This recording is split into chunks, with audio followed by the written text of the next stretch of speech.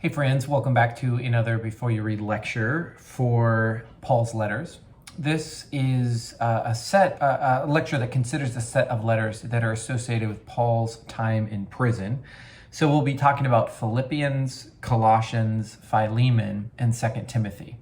That is all of the letters written by Paul that are mentioned, that mention prison. Ephesians is another one that we won't be spending time with this lecture, but you should be aware of that.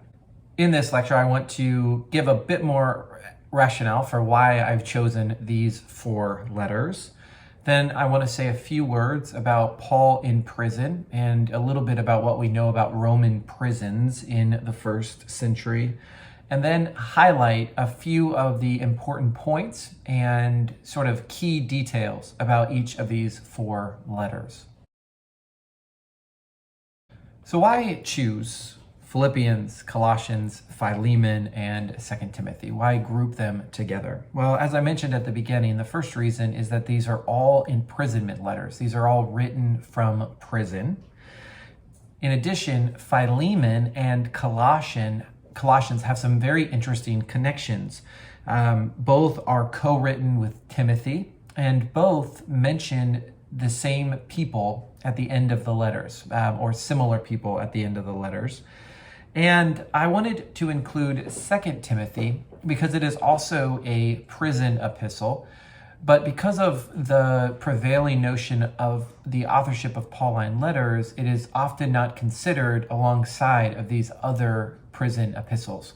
And I'll say more about this in a few moments, but the reason there is that 2 Timothy is usually lumped in with 1 Timothy and Titus as part of this package known as the pastoral epistles, which are thought to have derived much later than Paul's life, maybe early in the 2nd century, and represent almost a correcting influence to Paul's genuine or authentic letters.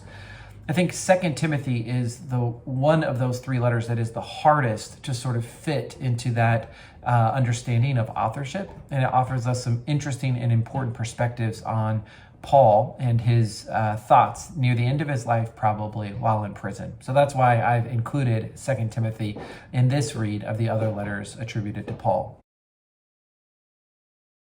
As I mentioned at the beginning, all of these letters are about Paul while he's in prison. They're about a community elsewhere, but Paul is writing them from a community.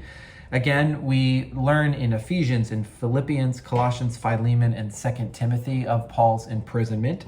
But it's really, really tricky to try to nail down exactly when Paul was in prison or where Paul was in prison. We can find in the book of Acts a number of possibilities, a number of different times when Paul was in prison. So you can look in Acts 16, and then again in 23 and 24, and then finally in 27. And to make matters even more confusing, in 2 Corinthians chapter 11, when Paul is boasting about all of the hardships that he's endured for the sake of the gospel, he says that he has experienced far more imprisonments than other apostles. So it's really difficult to know how often Paul was in prison, how long he was in prison, whether or not these prison letters come from early in his career or late in his career. And so really the theme of prison, the imprisonment, is what holds these together, not a chronological place. It's very likely that even though these four letters all mention Paul in prison, that they were written at different times in his life and maybe from different prison settings. I think that the study of prisons in Roman antiquity is an interesting topic in its own right. I won't go into great detail here, but I want to just highlight probably, I think, the most important aspect for us to keep in mind. As one New Testament scholar points out, prisons in the ancient world were permeable. We often think of prison and we think of a maximum security prison in our modern context. We think about a dark, dank dungeon in the medieval period, and neither of those images are really accurate for what we know of Roman prisons. Roman prisons that were operated by the Roman government were short-term prison places of imprisonment, usually for somebody right before they were killed. So they wouldn't be a long-term stay in those types of prisons. But what we learn, especially from Paul's letters and from other ancient sources, is that prison was permeable. It allowed for access. There were visitors. Paul was able to write and receive letters. And so it's probably better for us to think about Paul's imprisonment as a form of house arrest, as a form of he's under watch maybe by Roman soldiers or by other officials, but he has a degree of freedom and flexibility and movement. I think that the imprisonment towards the end of his life, at least according to Acts 27, is an imprisonment that is awaiting his presentation before Caesar, and if we follow church tradition, is imprisonment leading up to his death. That's what early church tradition has for us about the end of Paul's life. So again, one of the consequences of this notion of a house arrest is that Paul would have needed to be provided for. And I think that adds some texture to his letters, to his gratitude, to his being supported by these congregations and the gifts that they offer him, some of which we'll read about in these 4 letters. Next, I want to just offer a few highlights, a few high points of each of these 4 letters that will help provide an orientation to them and hopefully maximize your engagement with them. Philippians seems to be written near the end of Paul's life. It may be written towards the end of his life, near his death. There's clues about this that he is vacillating in the first chapter about whether or not to continue on in the flesh or to die and to go be with Christ. And so there seems to be an end point near the end of Paul's life reflection there. The city of Philippi was an important city in the province. It had good trade routes. It was a diverse, cosmopolitan city, like many of the cities that Paul visited and founded churches. It's also the first church on European soil, according to the book of Acts. And in chapter 1:1, we have the earliest mention of the institutions of the deacons and the bishops. Whether or not those are the same as we understand them today, or as they were understood in the second and centuries beyond, I don't know. We don't know. But that's when they're first mentioned, is in Paul's letter to the Philippians. There's a number of issues that Paul seems to be dealing with. A barking dog, not one of them, but that's my issue.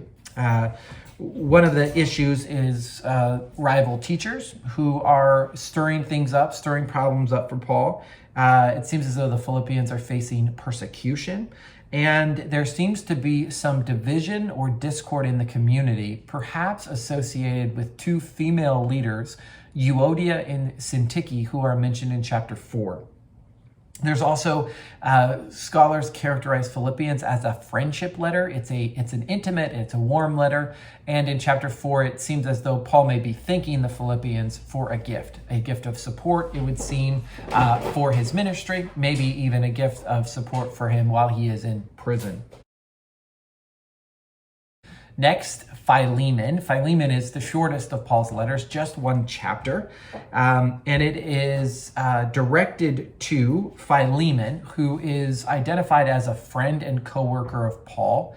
And the letter of Philemon really focuses on a character named Onesimus, who we think was a runaway slave. He was a runaway slave of Philemon's, who Paul came into relationship with in prison, and that Philemon sort of became a disciple or a servant of Paul's while Paul was in prison. And Philemon is a letter addressed to Philemon and offering some guidance or some suggestions or maybe even a command about what to do with Onesimus. And one of the things that you want to pay attention to is verse 20 in Philemon and the ambiguity of Paul's request. Whether or not Paul is asking for the liberation, for the manumission of Onesimus is a point of great debate among New Testament scholars. I'd love to hear what you think about that. Third letter, Colossians, short letter in the middle of the corpus.